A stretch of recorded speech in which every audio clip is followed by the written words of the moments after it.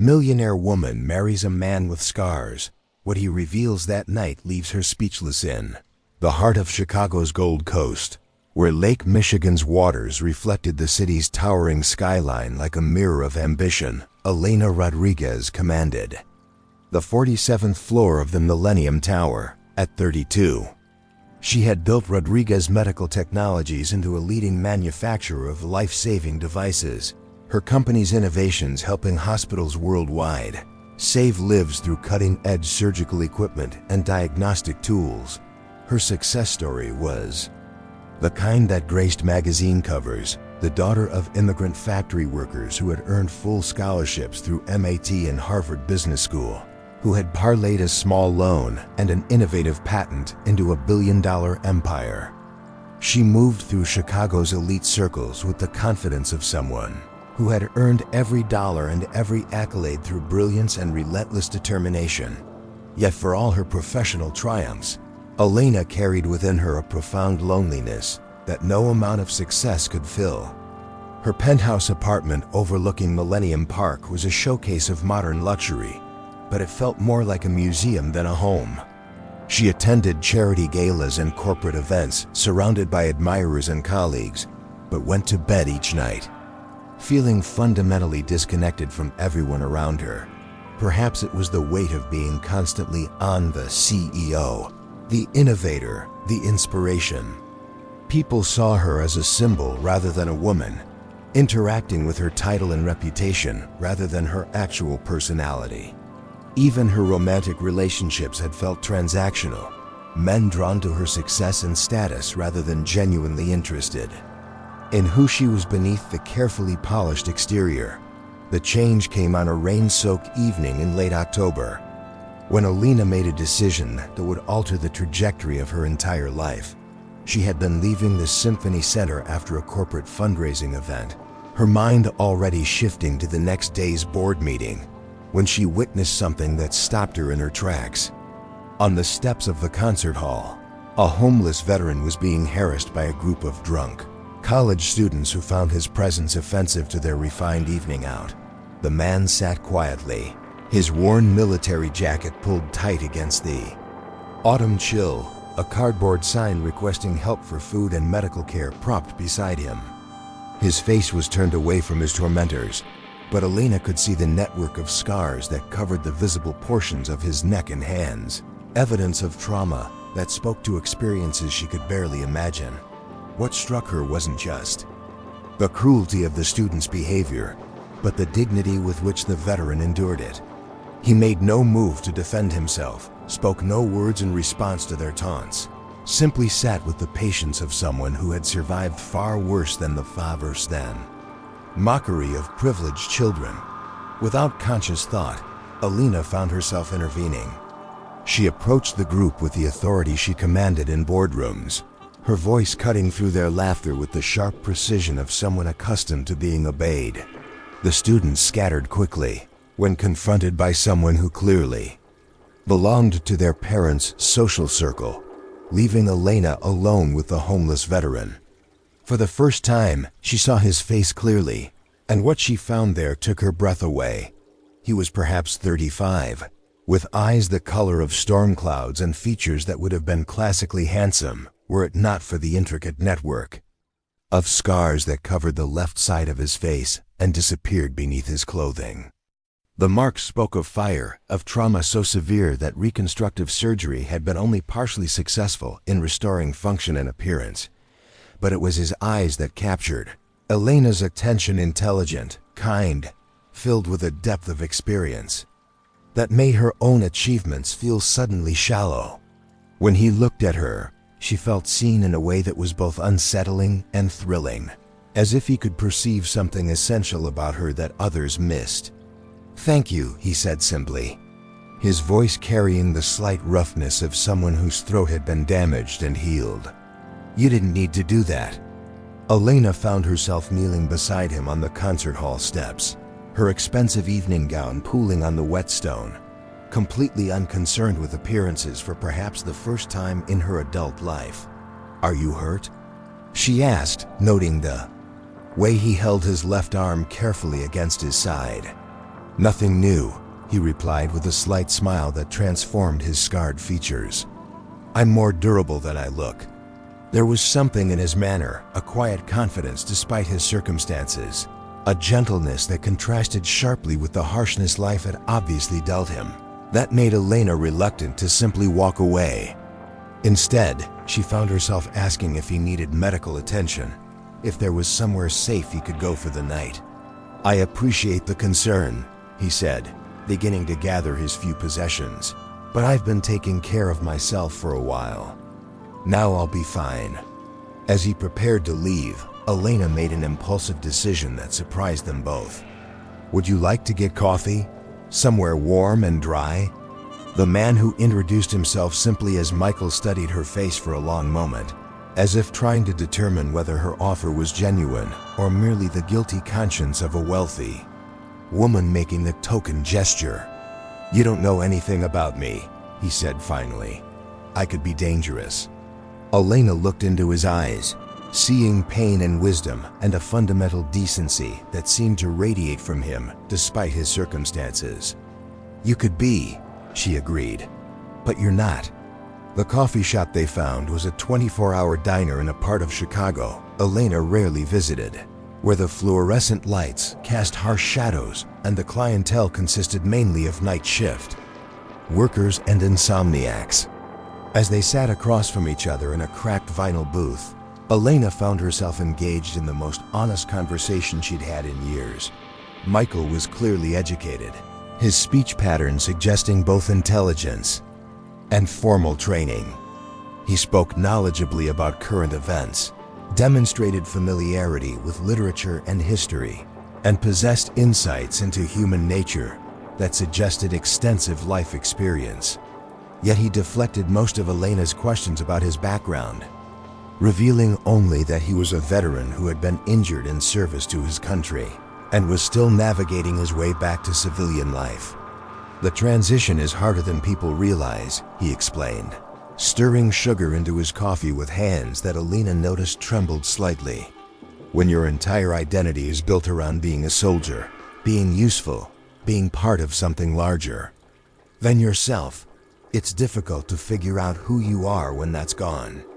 Elena found herself sharing things she rarely discussed with anyone, her struggles with loneliness despite her success, her sense that she was living someone else's definition of achievement rather than pursuing her own happiness, her growing realization that all the money and recognition in the world couldn't fill the emptiness she felt when she was alone with her thoughts. As the night wore on and the diner gradually emptied, Elena became increasingly aware that she was talking to someone who understood isolation and struggle in ways her privileged social circle could never comprehend. Michael listened with the focused attention of someone who valued genuine human connection, asking thoughtful questions and offering insights that suggested he'd done considerable thinking about purpose, meaning, and the nature of resilience. When dawn began to lighten the sky outside the diner's windows, Elena realized she didn't want the conversation to end. For the first time in months, she felt intellectually and emotionally engaged, connected to another person in ways that had nothing to do with business networking or social positioning. "I should let you get back to your life," Michael said, beginning to reach for the worn jacket he'd draped over the back of his chair.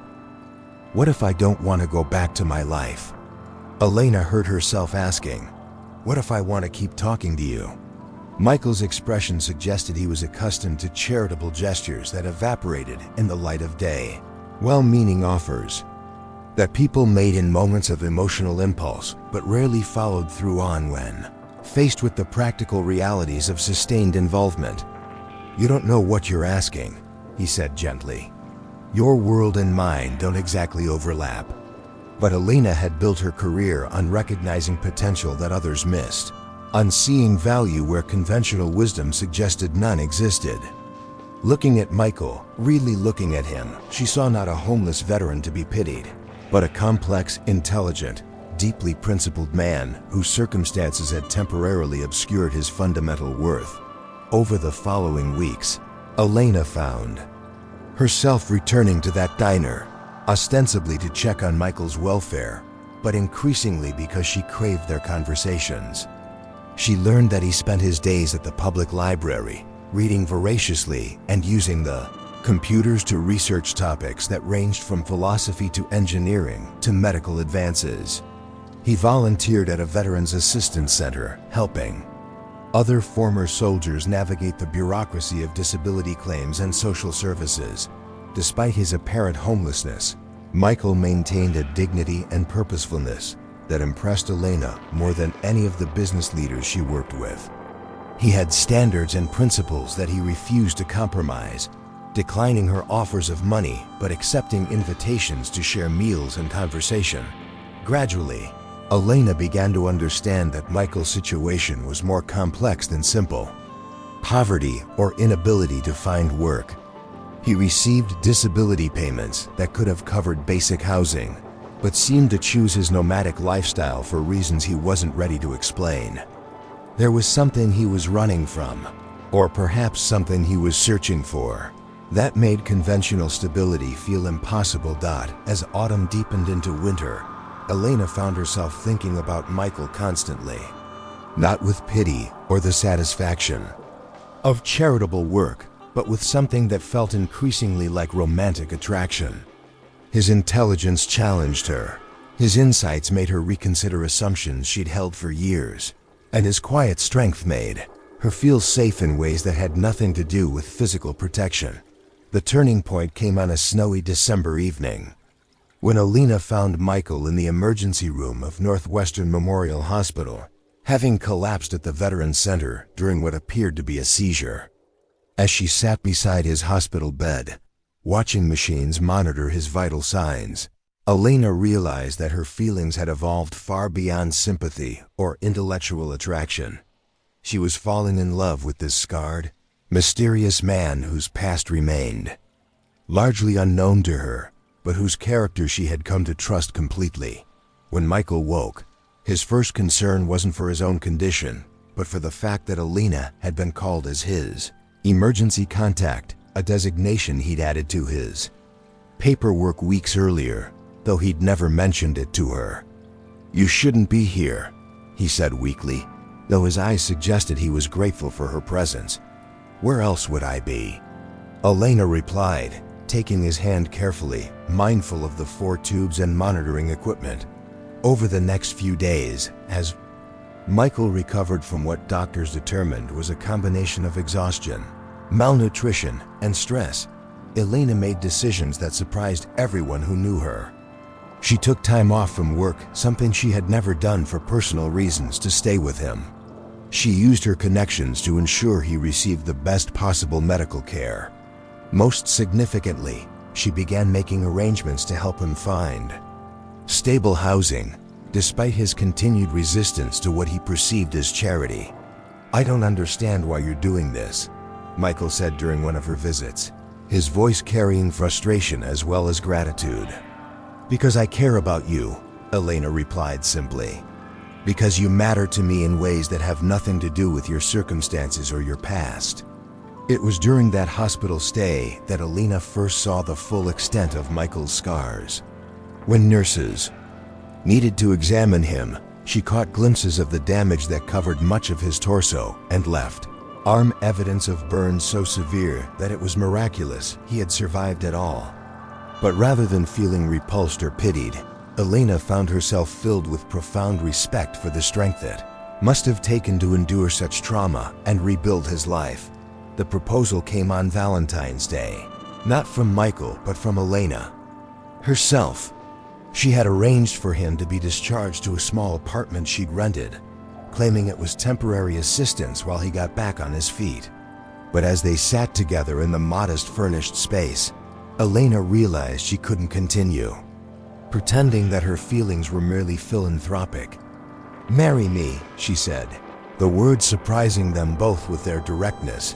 Michael's expression cycled through disbelief, fear, and something that might have been hope before settling into the careful neutrality he adopted when he needed to protect himself emotionally. "Elena, you don't know what you're asking," he said, echoing his words from their first night together. "You don't know who I really am, what I've done, what I'm capable of."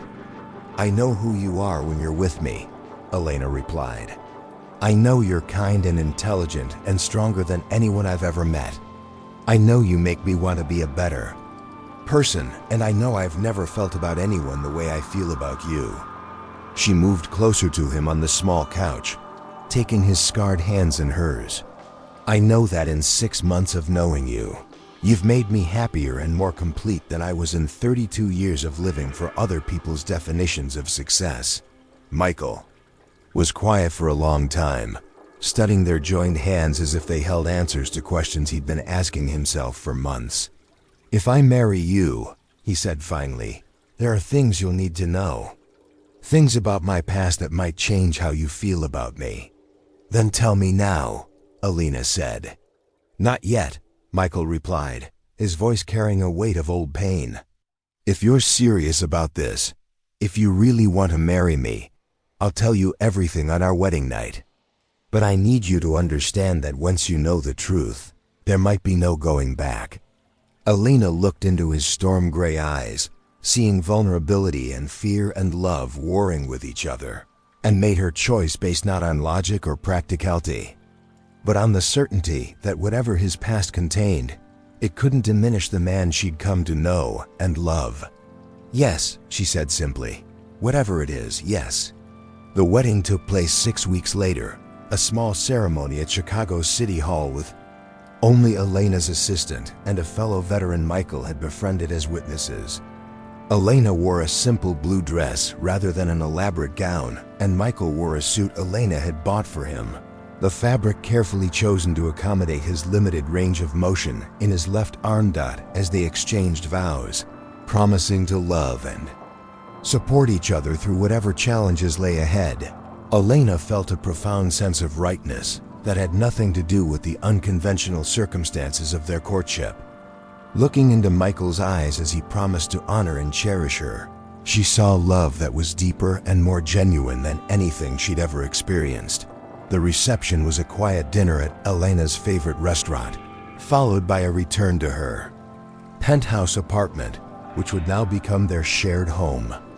As the evening progressed and they settled into the unfamiliar rhythm of their first night as husband and wife, Elena found herself both nervous and excited about the revelations Michael had promised. She had no idea that the truth he was about to share would not only explain the mystery of his past, but would reveal connections between their lives that stretched back years before they met, challenging everything she thought she knew about fate, destiny, and the invisible threads that bind human hearts together across time and circumstance. The penthouse apartment felt different with Michael in it, warmer somehow, more like a home than the showpiece it had been for years.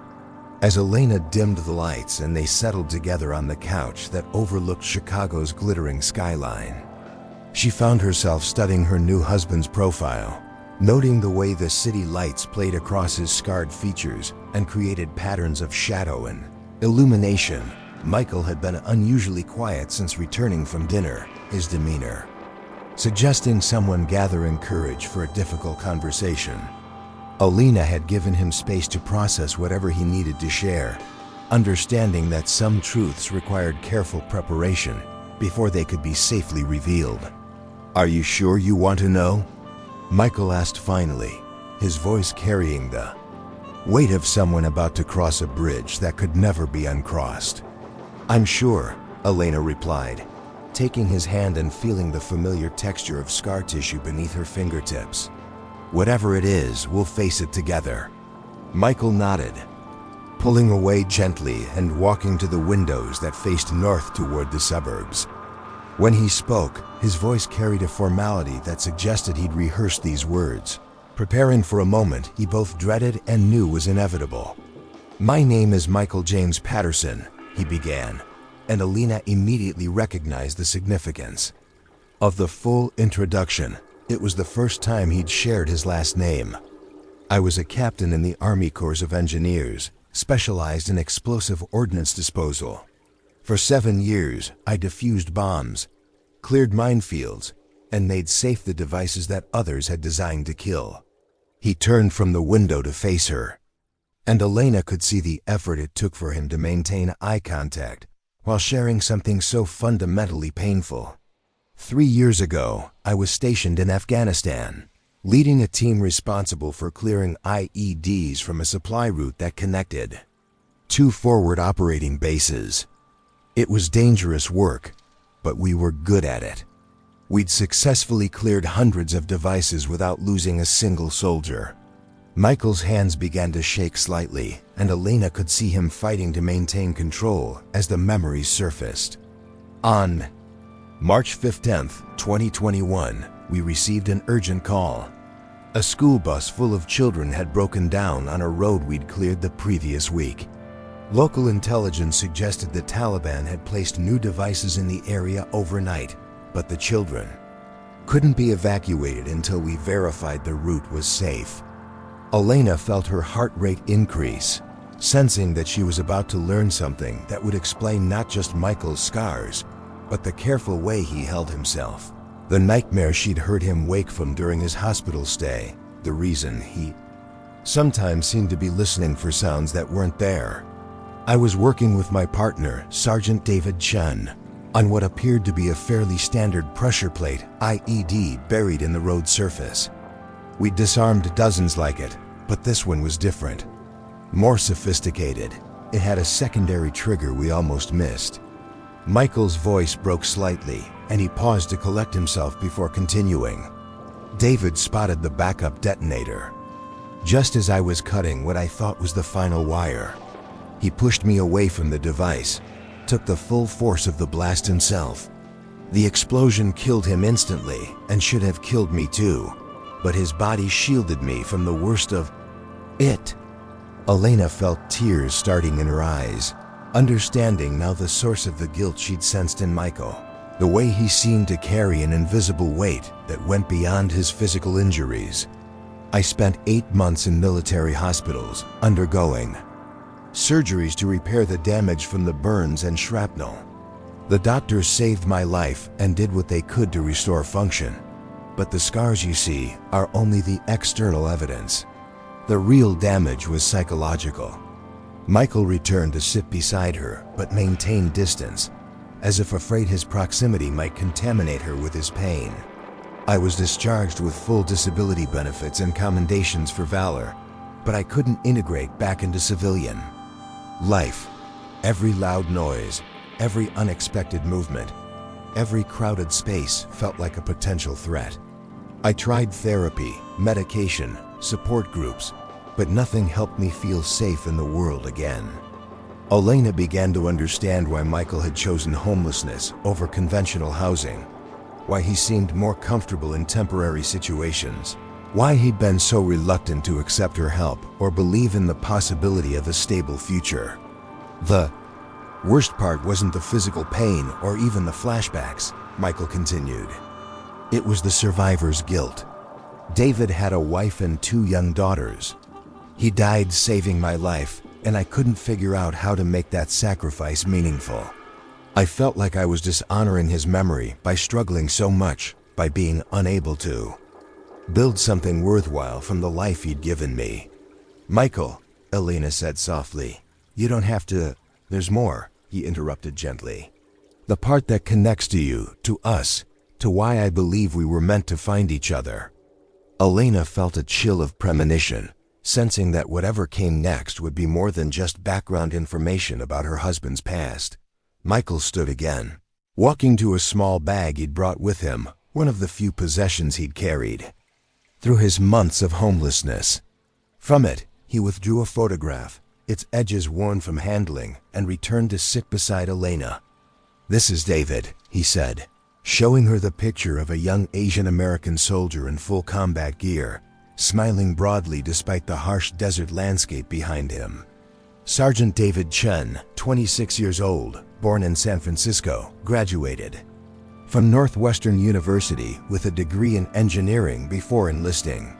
Elena took the photograph, studying the face of the man who had saved her husband's life, feeling a strange sense of familiarity she couldn't quite place.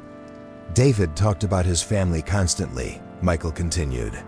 His wife Lisa, who was a nurse. His daughters Emma and Sophie, who were 4 and 6 when he died. But mostly, he talked about his younger sister. Elena's hand began to tremble as she held the photograph, a terrible suspicion beginning to form in her mind. His sister Elena, who had just started a medical technology company in Chicago. He was so proud of her, said she was going to change the world by making surgical procedures safer and more effective. He carried a picture of her in his wallet, showed it to everyone who would listen. Michael reached into his bag again, withdrawing a second photograph, this one showing a younger Elena at her company's first major product launch, cutting a ribbon while surrounded by hospital administrators and medical professionals. "I knew your face before I ever met you," Michael said quietly. "I'd seen this picture hundreds of times, listened to David describe his brilliant, ambitious sister who was going to revolutionize healthcare. When you knelt beside me on those concert hall steps, I thought I was hallucinating, seeing things. That couldn't be real." Elena stared at the photograph of herself, then back at the image of the soldier who had died saving her husband's life, understanding finally why David Chun's name had sounded familiar when Michael spoke it. She had a brother named David who had been killed in Afghanistan, but her family had been told he died in a vehicle accident, that the details were classified, that his sacrifice had been significant, but couldn't be discussed for security reasons. "You're telling me that David Chun, the man who saved your life, was my brother?" Elena's voice was barely audible, the implications of Michael's revelation crashing over her like waves. "Your older brother," Michael confirmed. "The one who enlisted after college, who sent you emails about his army buddies, who was planning to use his GI Bill benefits to become an engineer like you when his tour ended." Elena felt the world tilt around her, memories rushing back with painful clarity. David had written to her about his EOD partner, a career soldier named Michael, who was teaching him advanced bomb disposal techniques.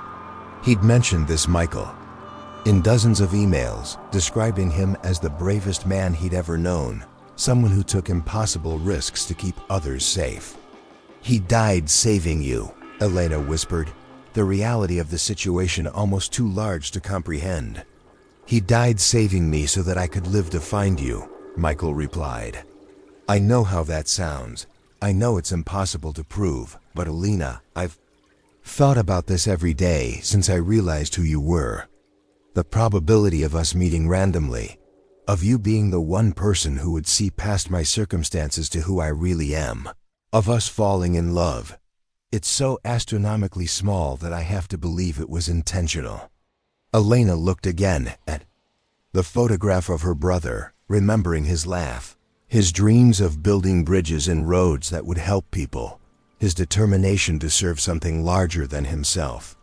She thought about the emails that had stopped coming 3 years ago, the memorial service where they'd been told his sacrifice was classified, the grief she'd carried for a brother whose death had seemed senseless and random.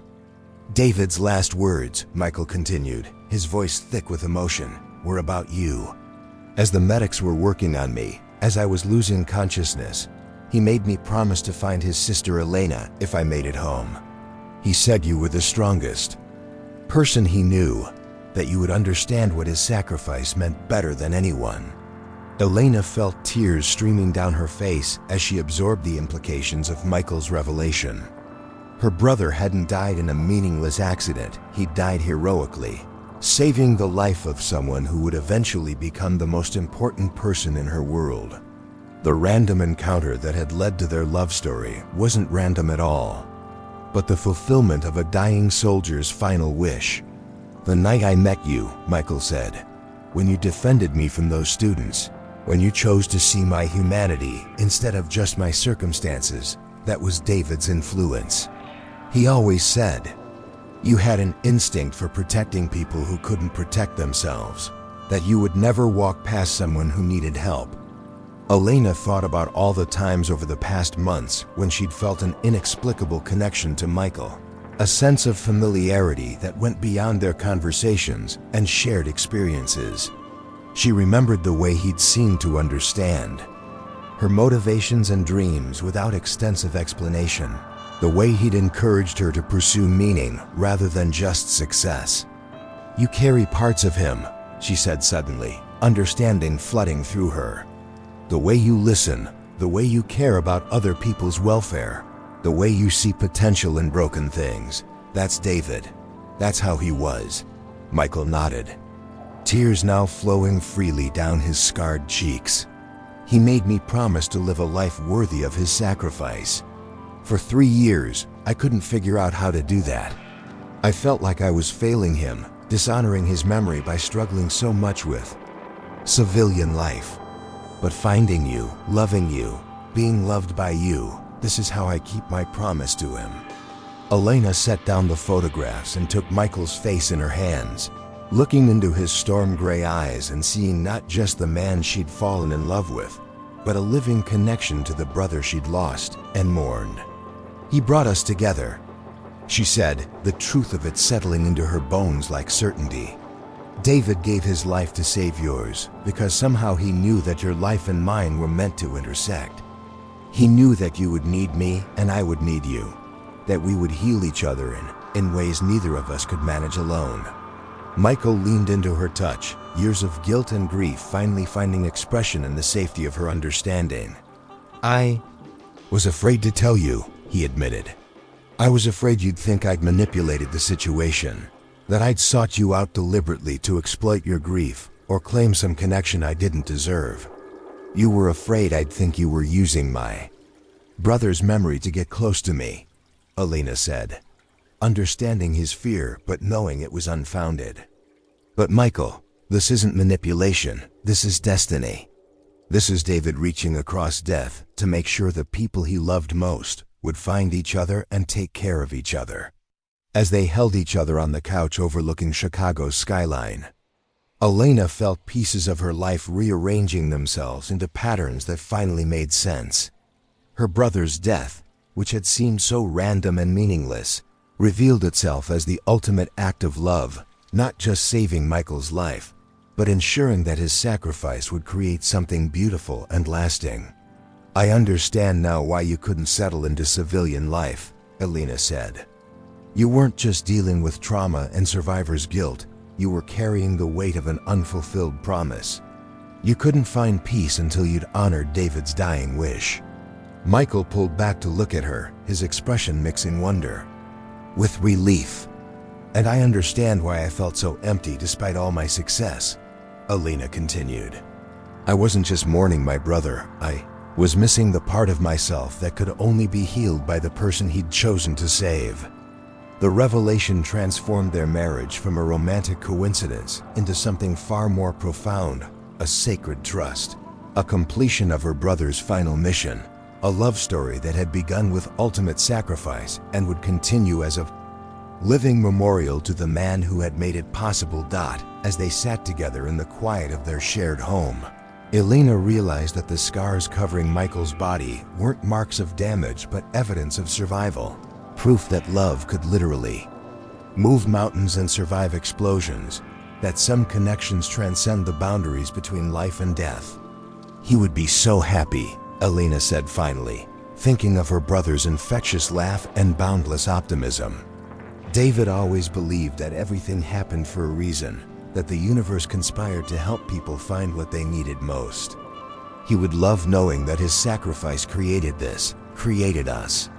Michael nodded, pressing a kiss to her temple with reverence that had nothing to do with romance and everything to do with gratitude to David, to fate, to the mysterious forces that had guided them to each other across years of pain and searching.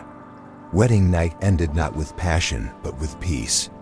Two damaged souls finally understanding that they had been brought together not by chance, but by design, that their love was both gift and responsibility, both healing and tribute to a man whose courage had made their happiness possible. In marrying Michael, Elena hadn't just gained a husband, she had reclaimed her brother's legacy, transformed his death from tragedy into triumph, and discovered that love sometimes requires the ultimate sacrifice to reveal its true power and purpose. Thank you for watching this story unfold with us here on M&A The Story Unfolds. If you enjoyed it, don't forget to subscribe to the channel and turn on the notification bell so you never miss a new tale. We'd love to know where you're watching. Leave a comment below and tell us what part of the world you're joining us from. Your support means everything. See you in the next story.